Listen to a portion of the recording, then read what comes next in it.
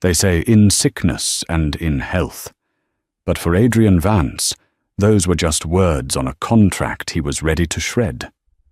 While his wife, Eleanor, lay shivering on the floor, coughing until her vision blurred, Adrian wasn't calling an ambulance.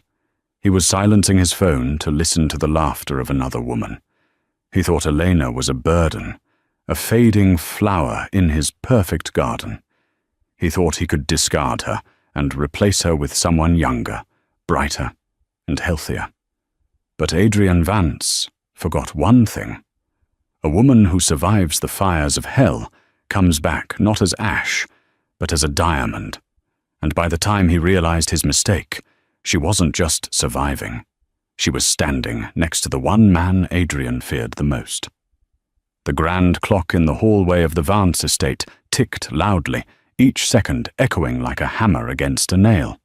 It was 11:45 p.m. Elena Vance sat at the head of a mahogany dining table that stretched out long enough to seat 20 people. Tonight, it was set for two. 2 crystal wine glasses, 2 bone china plates rimmed with gold, and a centerpiece of white lilies, Adrian's favorite, though he likely wouldn't remember that. The food, a slow-roasted duck prepared by their private chef hours ago, was now cold and congealed under the silver serving dome. Elena shivered, pulling her cashmere shawl tighter around her thin shoulders. The central heating was set to 75 degrees, yet the cold seemed to radiate from her bones outward. Elena looked up. It was Mrs. Higgins, their housekeeper for the last 5 years. The older woman's face was pinched with worry. "Mr. Vance, he hasn't called?" Elena offered a weak, pale smile. "He's busy, Mrs. Higgins. The merger with Oakhaven Tech is in its final stages. He loses track of time." "It is your 5th anniversary, Mrs. Vance," Mrs. Higgins said softly, stepping closer to pour warm tea into Eleanor's empty wine glass. Even a busy man has a calendar. Eleanor didn't reply. She couldn't defend him anymore, not when the evidence was carved into the hollows of her cheeks. 6 months ago, Elena had been diagnosed with a rare autoimmune disorder affecting her blood platelets. It drained her energy, left her bruised at the slightest touch, and required aggressive, exhausting treatments. Before the sickness, she had been Adrian's partner in every sense. They had built Vance Global together. She was the one who charmed the investors, who proofread the contracts, who smoothed over Adrian's jagged edges. But as her health declined, so did his affection. He didn't look at her with love anymore. He looked at her like she was a broken appliance he couldn't figure out how to return. The sound of the heavy oak front door unlocking shattered the silence.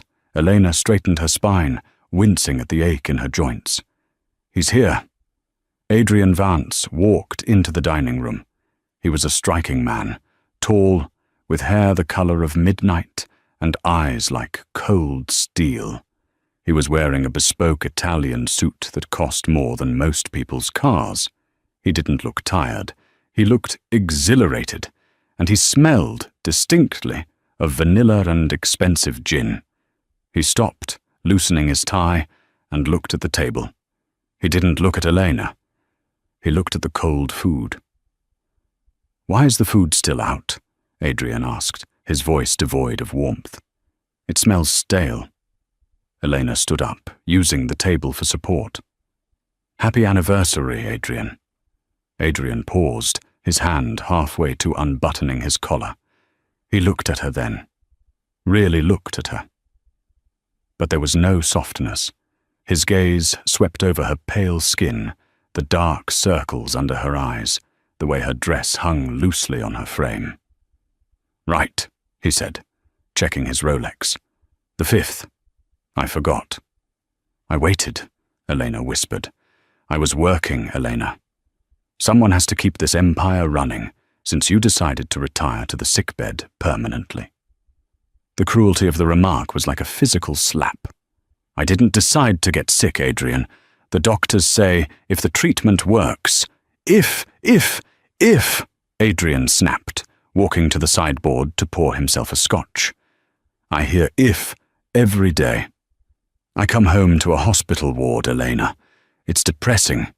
Do you know how hard it is to close $1 billion deal and come home to this? He gestured vaguely at her, as if her existence was the inconvenience. I'm sorry my dying is inconveniencing your schedule, Elena said, a spark of her old fire igniting. Adrian slammed the glass down. Don't be dramatic. You aren't dying, you're just weak. You've let yourself go. Look at you. He pulled a velvet box from his pocket. For a second, Elena's heart skipped. He had remembered. He had bought a gift. He tossed it onto the table.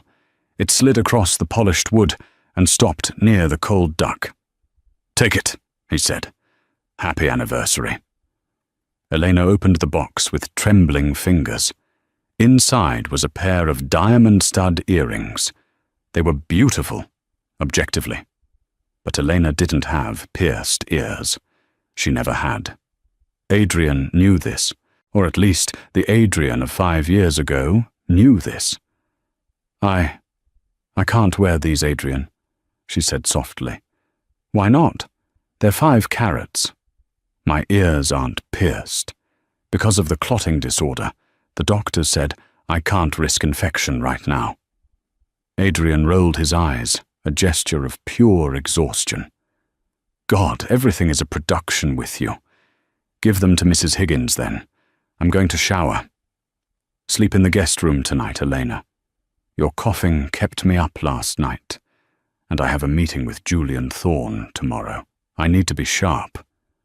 He walked out, leaving her alone with the diamonds and the cold food. As he passed her, the scent of vanilla hit her again, stronger this time. It wasn't a perfume she owned. Elena closed the velvet box. A single tear escaped, hot and stinging against her cold cheek. She realized then that the earrings weren't a mistake.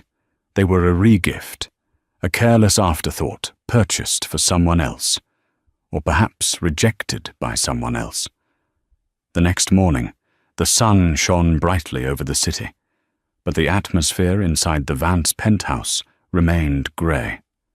Adrian had left before Elena woke up. She sat in the kitchen, staring at her schedule of medications. A blue pill for the pain, a white one for the inflammation, a monthly injection due today at the clinic. She picked up her phone. She needed a ride to the clinic. Usually the driver took her, but Adrian had texted earlier. Took the driver. Take an Uber. Elena sighed and opened her banking app to transfer some funds for the ride and the copay. Her breath hitched. The screen flashed red. Access denied. She tried again. Account frozen.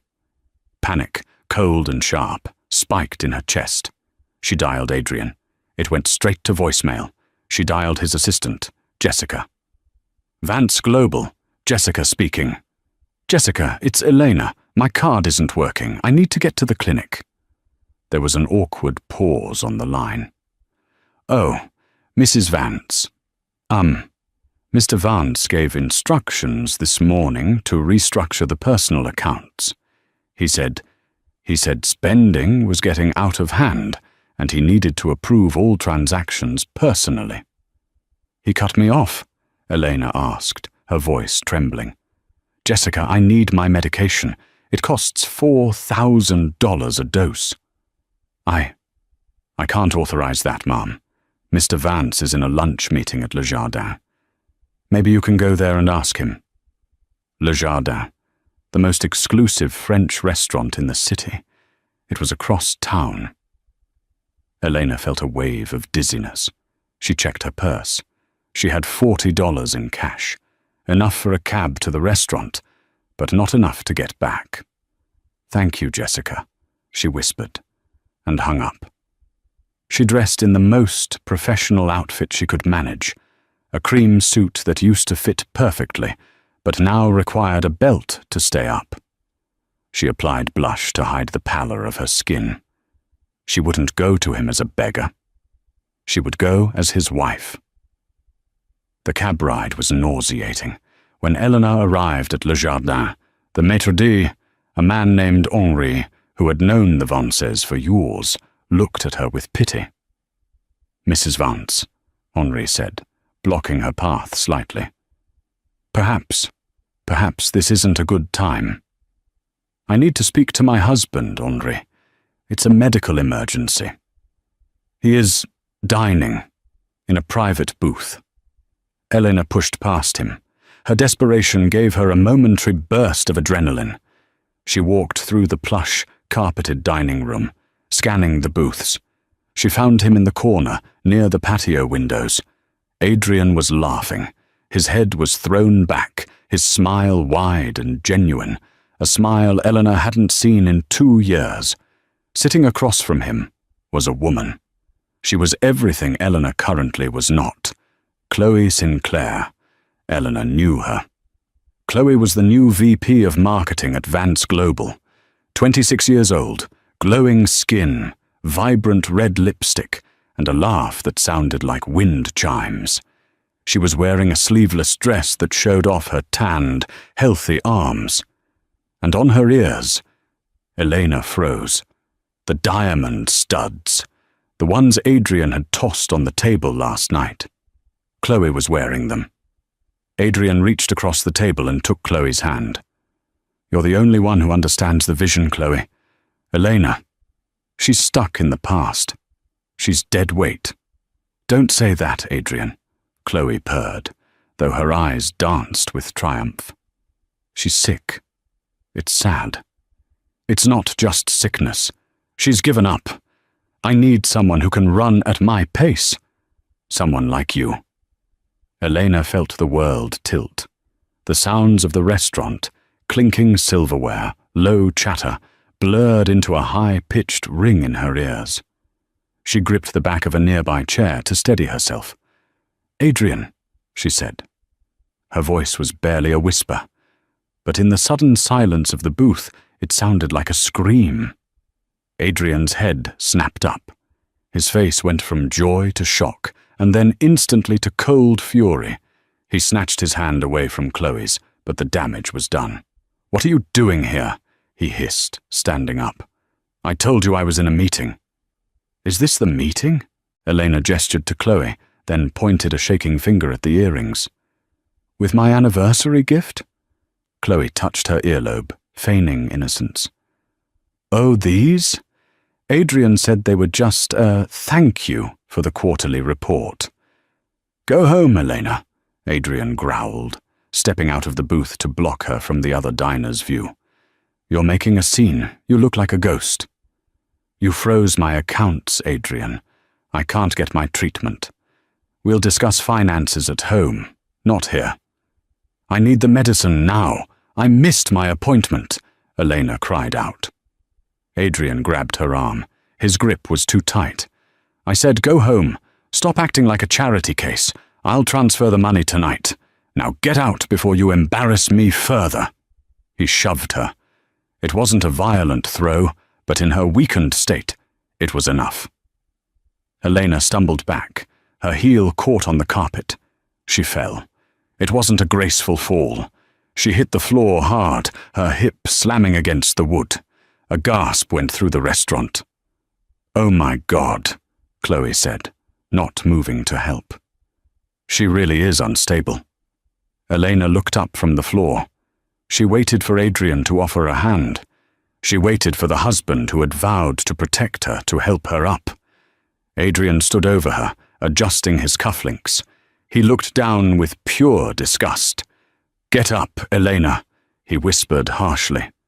"You are pathetic." Elena didn't remember leaving the restaurant. She remembered Henri, the maître d', helping her up with tears in his eyes.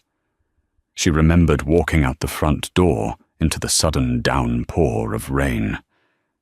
She had no money for a cab back. The $40 had been spent getting here. She walked. The rain soaked through her cream suit instantly, plastering the expensive fabric to her shivering skin. She walked aimlessly. the image of Chloe wearing those diamonds burning in her mind. Dead weight. That's what he called her. Her body began to shut down.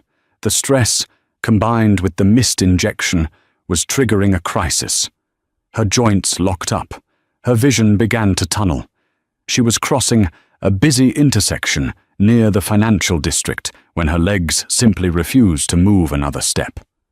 I'm going to die here, she thought. And Adrian won't even care. He'll just be relieved he doesn't have to file the divorce papers. The traffic light turned green.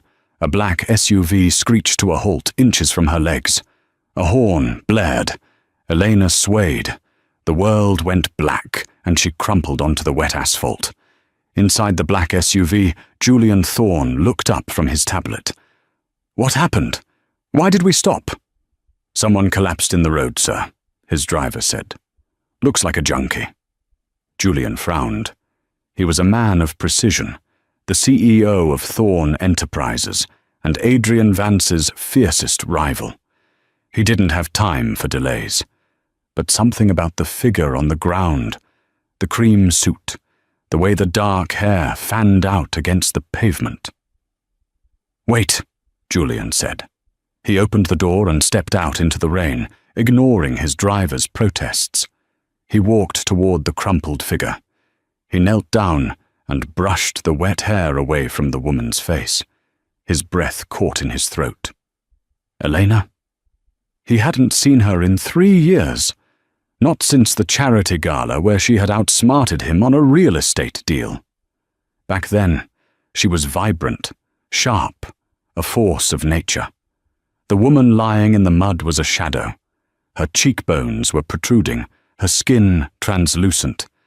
She groaned, her eyes fluttering open. She looked at him, but he doubted she recognized him. Adrian, she whispered, delirious. Please. Julian's jaw tightened. He knew the rumors.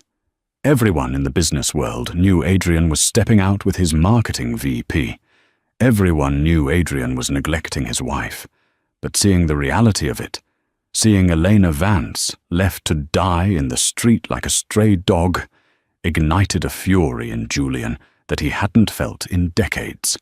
He scooped her up in his arms. She felt terrifyingly light, like a bird made of hollow bones. Driver, Julian roared, carrying her toward the car. Call Dr. Aris. Tell him to meet us at my private clinic. Now. But sir, the meeting with the Japanese investors. Cancel it, Julian snapped, sliding into the back seat with Eleanor cradled against his chest. He pulled off his heavy wool coat and wrapped it around her shivering body. Eleanor's head lulled against his shoulder. She was freezing cold. You're safe, Julian whispered into her hair, his voice surprisingly gentle. I've got you. He looked out the window at the rainy skyline of the city Adrian Vance thought he owned.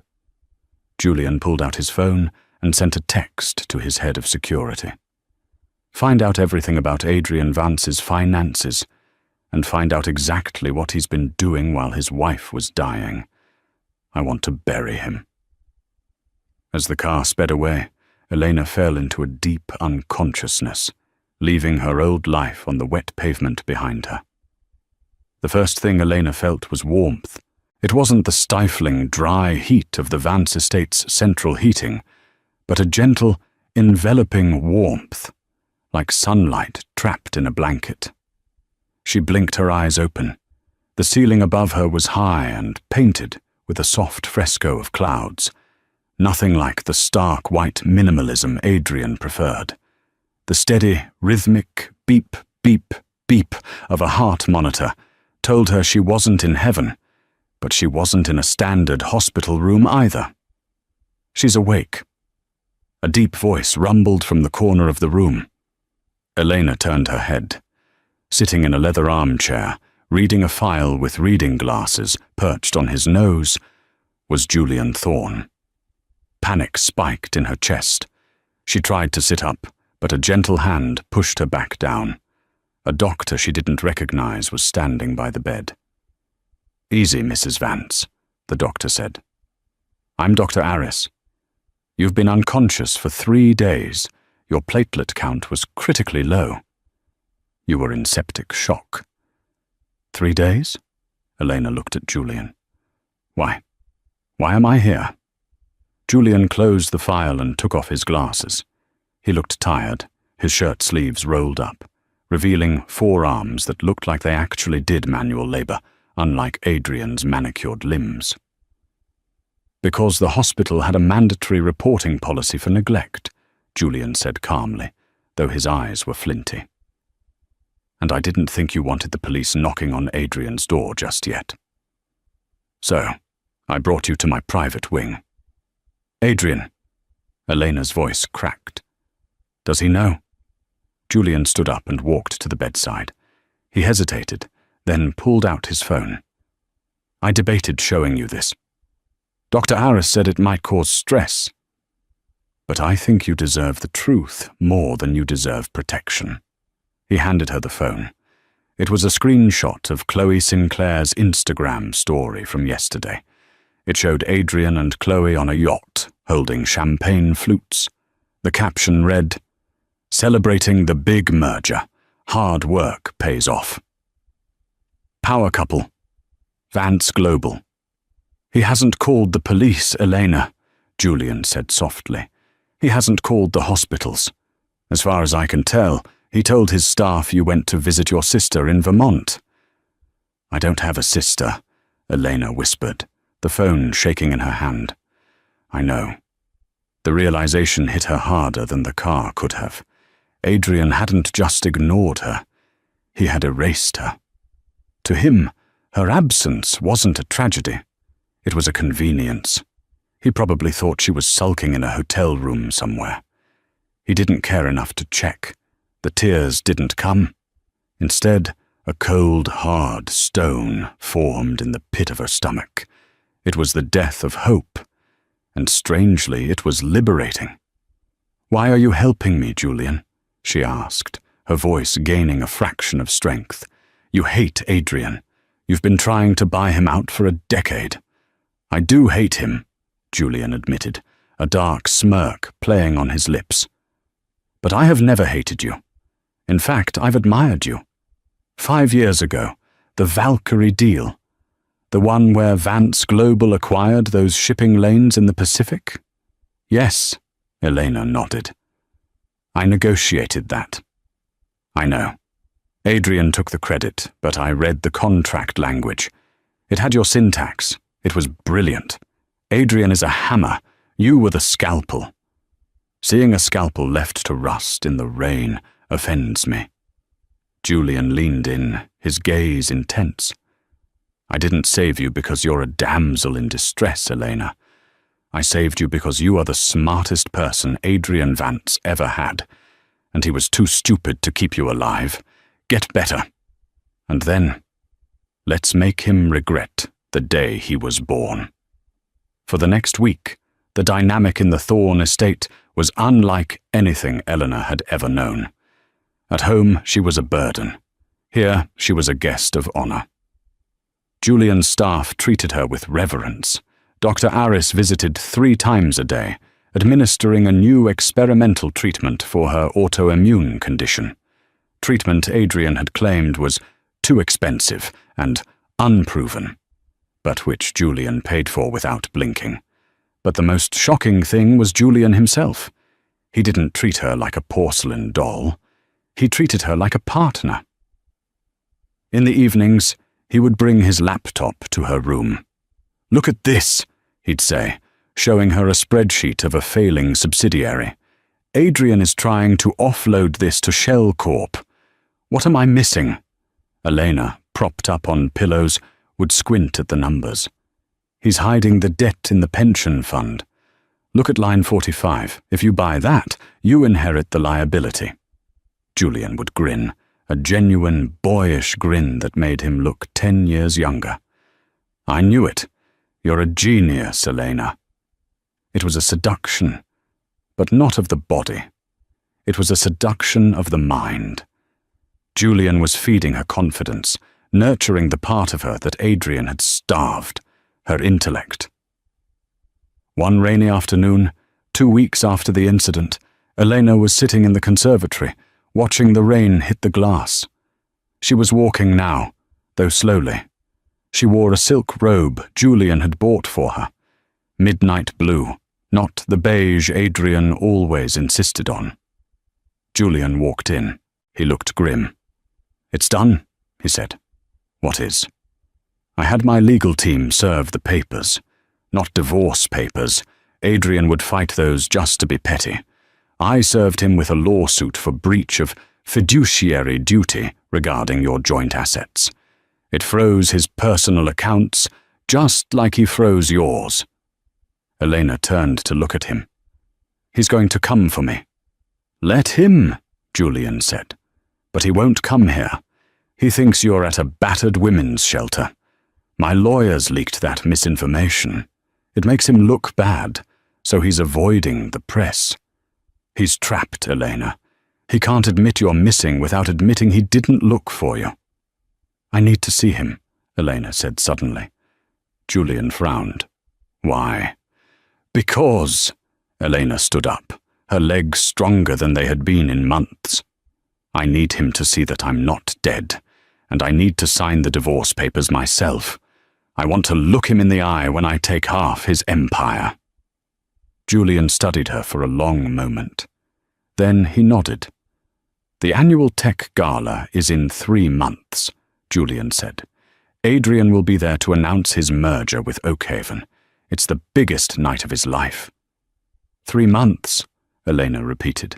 She looked at her reflection in the glass door. She was still thin, but the color was returning to her cheeks. The fire was back in her eyes. "That gives me 90 days to become someone he doesn't recognize." 3 months is a long time in the world of business, and an eternity in the world of healing. Elena didn't just recover, she evolved. Under Dr. Aris's care, the new treatments worked miracles. Her platelet count stabilized. Her energy returned. She started yoga, then Pilates, then boxing. She needed to hit something. Julian gave her full access to his resources. She cut her hair. The long, heavy locks Adrian loved were chopped into a sharp, chic bob that framed her jawline. She dyed it a rich, dark chocolate. She threw away the beige and cream wardrobe Adrian preferred and filled her closet with crimson, emerald, and black. But the biggest change happened in the war room of Thorn Enterprises. Elena officially joined Julian as a silent consultant. She pored over Vance Global's public filings. She found the cracks in the foundation. "Adrian is over-leveraged," Elena told Julian one night over dinner. They were eating in the kitchen, a domestic intimacy that had become natural between them. "He borrowed against the Asian manufacturing plants to fund the Oakhaven merger. If the Oakhaven deal is delayed by even 48 hours, the loans get called in. He'll be insolvent." Julian swirled his wine. "And how do we delay the deal?" Elena smiled. It was a smile that would have terrified Adrian. "The environmental impact report for Oakhaven. It expires on the 15th. The gala is on the 16th. Adrian fired the compliance officer who tracked those dates because he talked too much. Adrian doesn't know the permit is expiring." "So," Julian leaned back, admiration glowing in his eyes, "we just let it expire."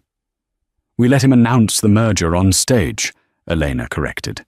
"And then, right after the applause dies down, you announce that you've bought the debt from the bank that holds the Asian plants." Julian laughed softly. "You are ruthless, Elena." "I learned from the worst," she replied. As the gala approached, the tension in the city was palpable. Rumors were swirling about Adrian Vance. His perfect relationship with Chloe was showing cracks. Without Elena to manage his life, Adrian looked disheveled in paparazzi photos. Chloe was bored by the boardroom and spent his money faster than he could make it. The night of the gala arrived. It was held at the Metropolitan Opera House. The red carpet was swarming with reporters. Adrian Vance arrived in a limousine. He stepped out, forcing a smile. He looked thinner, his eyes darting around nervously. Chloe hung on his arm, wearing a dress that was too loud and too revealing for a corporate event. She was checking her reflection in her phone, ignoring the press questions. "Mr. Vance! Mr. Vance! Where is your wife?" a reporter shouted. "Elena is still recovering in the countryside," Adrian lied smoothly, though sweat beaded on his forehead. "She sends her love." Inside the ballroom, the elite of the business world gathered. Adrian worked the room, but he was sweating. He needed this merger to close tonight. Suddenly, the room went quiet. The heavy double doors at the top of the grand staircase swung open. Julian Thorne stepped in. He looked impeccable in a tuxedo, radiating power and calm. But no one was looking at Julian. They were looking at the woman on his arm. She wore a gown of liquid gold that clung to every curve of her healthy, strong body. Her back was bare, her skin glowing. Her dark hair was sharp, her lips painted a deep blood red. She wore no jewelry except for a pair of vintage emerald earrings that matched her eyes. She didn't look like a victim. She looked like a queen. Adrian froze mid-sentence. He dropped his champagne glass. It shattered on the marble floor, but he didn't hear it. "Who is that?" Chloe asked, squinting. "Is that a model?" Adrian felt the blood drain from his face. "No," he whispered, his voice trembling with a mixture of horror and sudden, agonizing desire. "That's my wife." Elena and Julian began to descend the stairs. Every eye was on them. Elena locked eyes with Adrian across the room. She didn't flinch. She didn't look away. She smiled. It wasn't a warm smile. It was the smile of the executioner greeting the condemned. Julian leaned down and whispered in her ear, loud enough for the people nearby to hear. "Ready to take back what's yours?" "I don't want it back, Julian," Elena replied, her voice smooth and confident. "I want to burn it down." They reached the bottom of the stairs. The crowd parted, creating a path directly to Adrian. Adrian took a step forward, his mind reeling. "Elena, you look alive?" Elena finished for him. She stopped 2 feet away from him. The scent of her expensive perfume, sandalwood and jasmine, Julian's favorite, wafted over him, replacing the cloying smell of vanilla he used to like. "You're supposed to be in Vermont," Adrian stammered. "And you're supposed to be a faithful husband," Elena said, her voice carrying through the silent room. We both seemed to be full of surprises. "Elena, baby." Adrian tried to touch her arm, his charm reflex kicking in. "We need to talk. You look incredible. Let's go home." Chloe stepped forward, looking insecure and angry. "Excuse me? Who do you think you are?" Elena turned her gaze to Chloe. She looked at the mistress with not anger, but pity. "I'm the woman who built the throne you're trying to sit on," Elena said calmly. "And I'm the woman who is about to kick the legs out from under it." She turned back to Adrian. "Enjoy your speech, Adrian. I'll be listening very closely."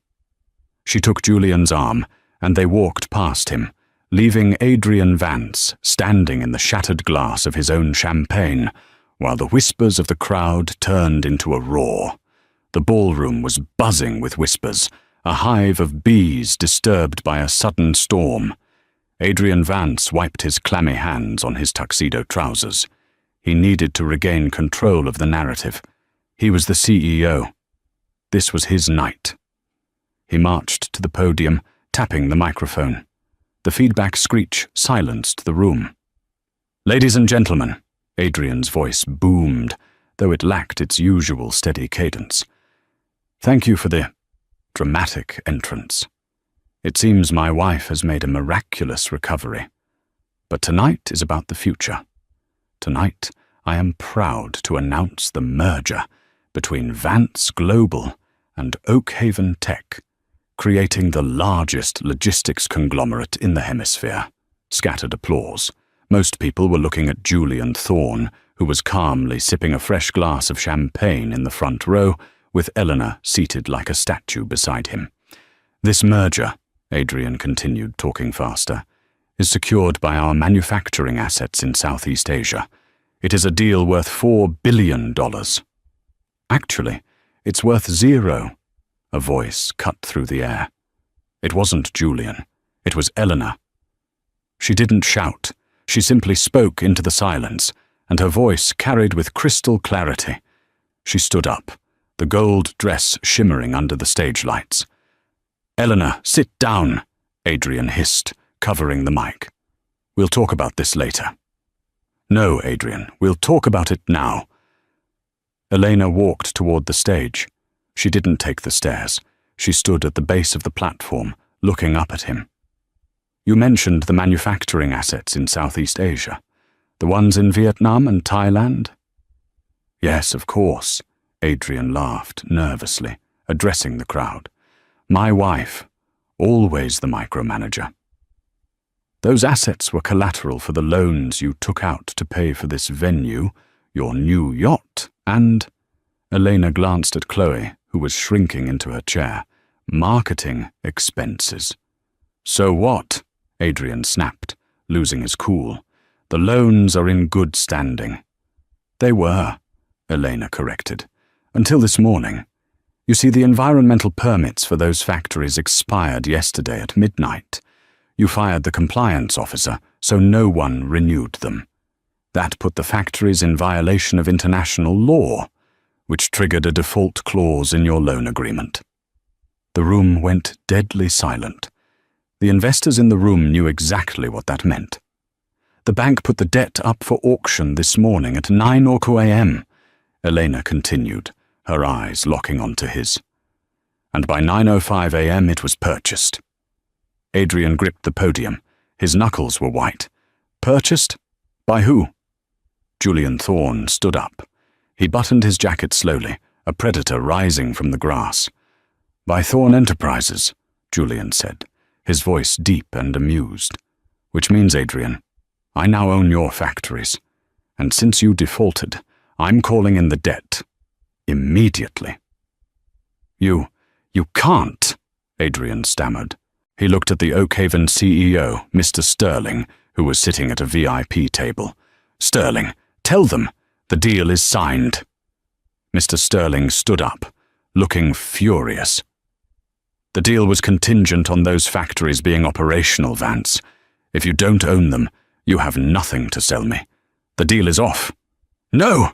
Adrian screamed, the veneer of the sophisticated CEO shattering completely. "I have the patents. I have the fleet." "Actually," Elena interrupted again, "the patents were registered under the Vance Family Trust. My trust. You transferred them there 3 years ago for tax purposes. Remember? You said I was too stupid to touch them, so they'd be safe." She smiled, a cold, terrifying expression. "I've revoked your license to use them, effective immediately." The crowd gasped. In the span of 3 minutes, Adrian Vance had gone from a billionaire to a man with no assets, massive debt, and no product. Adrian looked around the room. He saw the pity in the eyes of his peers. He saw the flashing cameras capturing his ruin. He looked for Chloe. "Chloe," he shouted, "tell them. We have the marketing strategy." He pointed to the table where Chloe had been sitting. The chair was empty. Chloe Sinclair was already near the exit, her phone pressed to her ear. As she passed a reporter, Adrian heard her say, "I barely know him. I was just an employee. I'm resigning effective immediately. Please, no photos." She didn't even look back. Adrian slumped against the podium. The microphone gave a high-pitched whine, mirroring the ringing in his ears. He looked down at Eleanor. "Why?" he whispered, his voice broken. "I'm your husband." Elena walked up the stairs, her heels clicking on the stage. She stopped inches from him. She reached out and took the microphone from his trembling hand. "You were my husband when I was dying on the bathroom floor," she said into the mic, broadcasting her words to the world. "You were my husband when you stepped over me to go to dinner with your mistress. You were my husband when you froze my bank accounts to save money for your yacht." She leaned in close, her voice dropping to a lethal whisper only he could hear. "Now, you're just a trespasser in my building. Get out." The morning after the gala, the sun rose over the city skyline, casting long, golden shadows against the glass towers of the financial district. But inside the headquarters of Vance Global, the mood was apocalyptic. Adrian Vance had not slept. He had spent the night in a hotel room, not his usual suite at the Ritz-Carlton, but a mid-tier airport hotel near the highway, the only place that would accept a credit card that hadn't yet been flagged by the fraud department.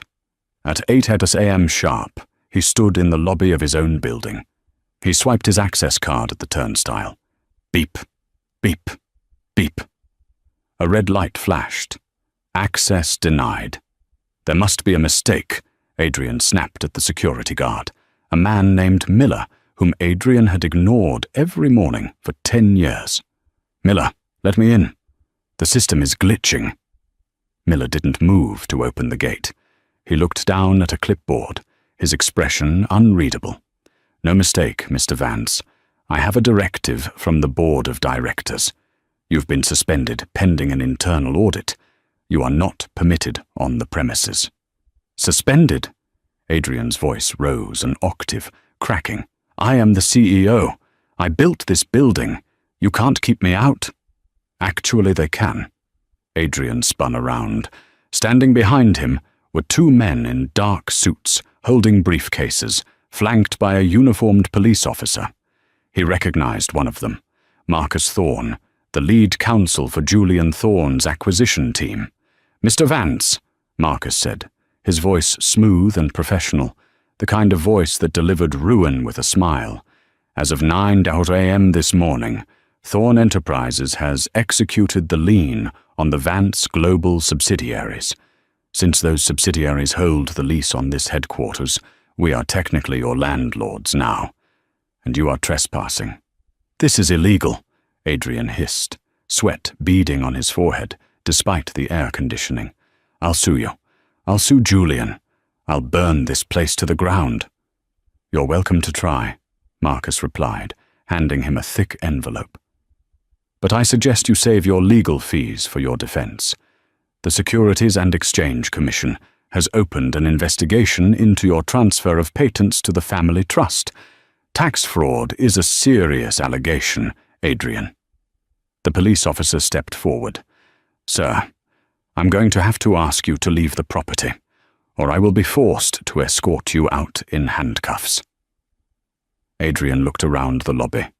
Employees were streaming in, people he had hired, people he had screamed at, people he had underpaid. They stopped to watch.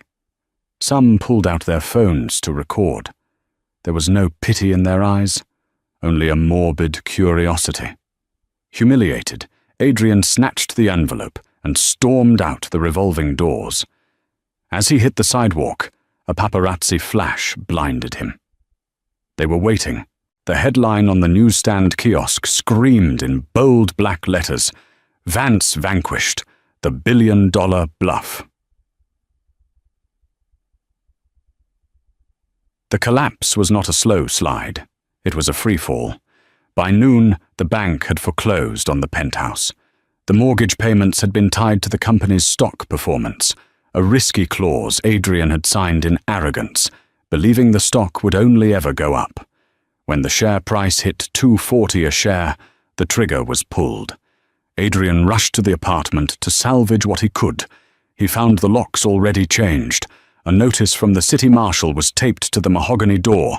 He banged on the door until his fists bruised. "Open up! My watches are in there! My safe!" The door opened, but it wasn't a marshal. It was Mrs. Higgins, the housekeeper he had forced Elena to fire months ago because she cost too much. "Mrs. Higgins?" Adrian breathed, relieved. "Thank God, let me in. I need to get the safe." Mrs. Higgins stood in the doorway, blocking his path. She wore a visitor's badge. "I'm afraid I can't do that, Mr. Vance. I'm here assisting the auditors with the inventory. Everything inside is considered a seized asset." "But my clothes, my passport." "The auditors have packed a box of personal essentials for you," she said, pointing to a cardboard box sitting in the hallway.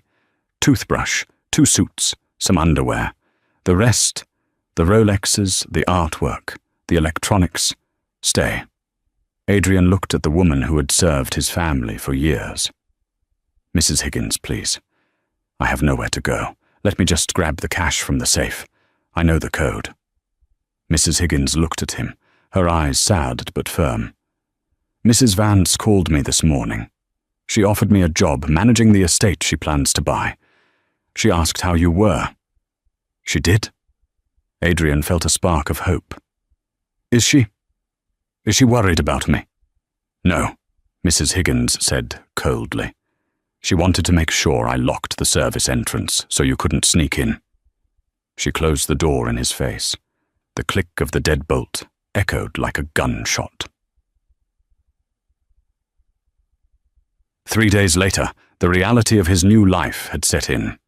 Adrian was staying in a motel in Queens, the kind of place where the neon sign buzzed all night, and the sirens never stopped. He had sold his cufflinks to a pawn shop for $400 just to pay for the room and some takeout. He sat on the lumpy mattress, staring at his phone. He had called Chloe Sinclair 47 times. On the 48th attempt, the line connected. "Chloe!" Adrian shouted, gripping the phone. "Chloe, baby, where are you? I've been going out of my mind. We need to leave the city. I have an offshore account in the Caymans. I just need to figure out the password." "Adrian, stop!" Chloe's voice was icy. There was background noise, laughter, music, the clink of silverware. "Where are you?" "I'm in Cabo," she said. "With friends." "Cabo? We were supposed to go there for your birthday next week." "Yeah, well, plans change. Look, Adrian, my lawyer advised me not to speak to you. You're being investigated for fraud. I can't have that attached to my brand." "Your brand?" Adrian laughed, a manic, hysterical sound. "I bought you that brand. I paid for your apartment. I put you on the cover of Forbes. And now you're a liability," she cut him off. "Oh, and by the way, the earrings, the diamond studs you gave me, I had them appraised. They're lab-grown, cheap, just like you." The line went dead. Adrian stared at the wall. The mold spot on the wallpaper looked like a laughing face. He felt a pain in his chest, a tight, crushing pressure. For the first time, he wasn't faking it. The stress was eating him alive. He realized then that he had no one. He had built a life on transactions, and now that his currency was gone, he was bankrupt in every sense of the word. There was only one person who had ever loved him when he was nothing. One person who had signed the prenup without reading it, because she trusted him. One person who had nursed him through the flu in their first tiny apartment. Elena. The iron gates of the Thorne estate were formidable, towering 12 feet high and topped with gold spikes. It was raining, a cold, biting sleet that heralded the coming winter. Adrian stood by the intercom. He had walked 3 miles from the bus stop because he couldn't afford a cab. His Italian leather shoes were soaked through. His suit was wrinkled, the collar stained. He looked nothing like the titan of industry he had been a week ago. "Please," he said into the speaker, "just 5 minutes. Tell her I'm dying." He waited. 10 minutes passed, then 20. He was shivering violently, his teeth chattering. Just as he was about to turn away, the heavy gates groaned and swung open. Adrian's heart leapt. She still cared. She wouldn't let him freeze. He walked up the long gravel driveway. The house was glowing with warmth. Through the bay windows, he could see a fire roaring in the hearth. Elena was standing on the covered porch. She wasn't wearing a hospital gown or a robe. She was dressed in a thick, cream-colored cable-knit sweater and dark jeans, holding a mug of tea. Her hair was shiny, her skin rosy. She looked peaceful. Standing a few feet behind her, leaning against a stone pillar, was Julian Thorne. He didn't look aggressive. He looked like a man who was completely secure in his territory. Adrian stopped at the bottom of the porch steps. He looked up at her, water dripping from his nose. "Eleanor," he choked out. "You look terrible, Adrian," she said. Her voice wasn't angry. It was factual. I lost everything," Adrian sobbed, falling to his knees on the wet gravel. It was a calculated move. He knew Elena had a soft heart. "The company, the house, the accounts. I'm sleeping in a motel. I have nothing to eat." Elena took a sip of her tea. "I remember when I couldn't eat because I couldn't afford the nausea medication. Do you remember that, Adrian? You told me to chew on ginger root." "I was stressed. I didn't mean it," Adrian pleaded. "I was trying to save the company for us, for our future." "No," Elena shook her head slowly. "You were saving it for yourself. You erased me, Adrian. You watched me fade away, and you turned up the volume on the TV so you wouldn't hear me coughing." "I can change." Adrian crawled up one step. "I see it now. You're the only one who matters. Chloe, she was nothing. A distraction. You're my wife. We swore an oath, in sickness and in health." Julian stepped forward then. He didn't raise his voice, but his presence was like a physical wall. "That oath is a two-way street, Vance. You broke it the minute you let another woman wear her diamonds." Adrian ignored him, focusing his desperate gaze on Eleanor. "Eleanor, please. I have a pain in my chest. I think it's my heart. I need a doctor. I need help. Don't leave me to die like this." Elena looked at him. She saw the fear in his eyes. It was real. He was terrified. Not of losing her, but of being ordinary, of being poor, of being alone. She set her mug down on the railing and walked down the steps until she was standing right in front of him. She smelled of sandalwood and rain. "I won't leave you to die, Adrian," she said softly. Adrian let out a breath of relief. "Thank you." "Oh, thank you. I knew you still loved me." "I didn't say that," Elena corrected him. "I said I won't let you die, because death is an escape, and you have a long time to live with what you've done." She reached into her back pocket and pulled out a small, white business card. She tucked it into the breast pocket of his soaked suit jacket. "Dr. Aris runs a free clinic downtown on 4th Street, she said. "He treats the uninsured. He treats people who have been forgotten by the system. Go there. Stand in line. Wait your turn like everyone else. He'll check your heart." Adrian stared at her, the hope draining from his face, replaced by a dawning horror. You're not taking me back?" "The Elena you married is gone, Adrian. You killed her." She stepped back, ascending the stairs to where Julian waited. Julian wrapped an arm around her waist, pulling her into his warmth. "Go now," Elena said, her voice final. "Before I call the police for trespassing. And Adrian?" He looked up, broken. "Try the ginger root. It really does help with the nausea." She turned around and walked back into the house. Julian followed, pausing only to give Adrian a look of utter dismissal before closing the heavy oak door. Adrian Vance was left alone in the dark. The warmth of the house was just a few feet away, but it might as well have been on the moon. He reached into his pocket and pulled out the card for the free clinic. Dr. Aris. Walk-ins. Welcome. A sob ripped through his throat. He stood up, his legs shaking, and turned back toward the gate. The long walk down the driveway felt like a funeral procession for the man he used to be.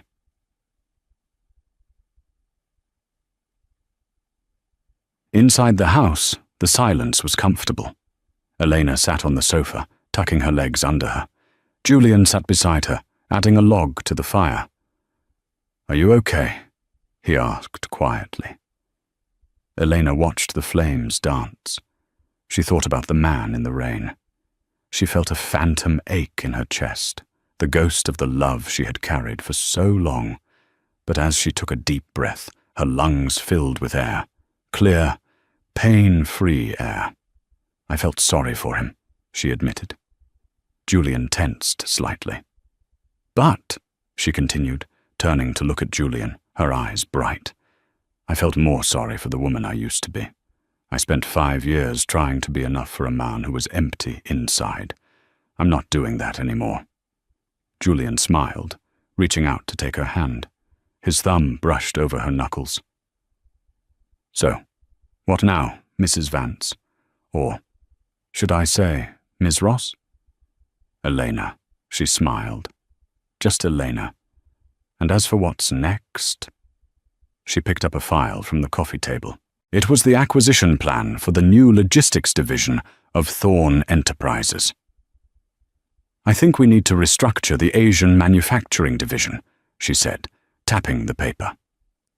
"If we implement a fair wage policy and update the environmental protocols, we can increase efficiency by 15% within the first quarter." Julian laughed, leaning in to kiss her forehead. Music to my ears.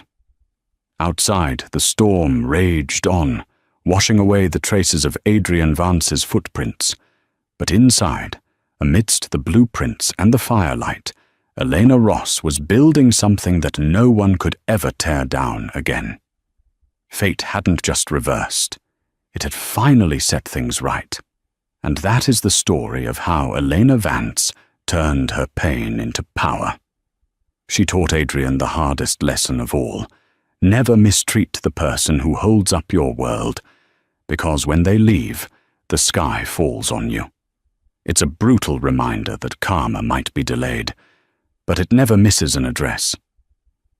Adrian thought Elena was weak because she was kind, but he learned that the most dangerous creature on earth is a woman who has nothing left to lose. What about you? Have you ever stayed with someone who didn't appreciate you, hoping they would change? Or have you ever had a revenge glow-up, like Elena? Let me know your story in the comments below. I read every single one. If you enjoyed this story of justice and romance, please smash that like button. It really helps the channel grow. And don't forget to subscribe and hit the notification bell so you never miss a new story. I post new dramas every week. Thanks for listening. And remember, know your worth, or someone else will set it for you. See you in the next video.